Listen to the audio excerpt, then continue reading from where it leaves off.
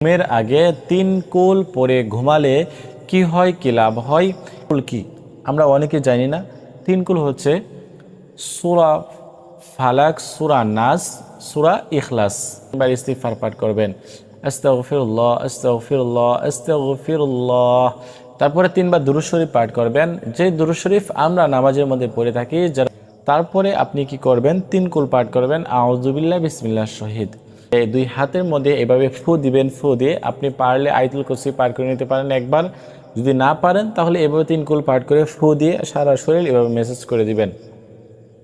তো এইভাবে মেসেজ করে দেওয়ার পরে আপনি ঘুমের দোয়া পাঠ করে, ঘুমের যে দোয়াটি রয়েছে আল্লাহুম্মা বিসমিকা আমুতু ওয়া আহইয়া, ঘুমের দোয়া পাঠ করে আপনি ঘুমিয়ে যাবেন, যাতে করে মানুষ শত্রু বা জিন শত্রু বা শয়তান কোনো ধরনের কেউ আপনাকে ক্ষতি করতে পারবে না।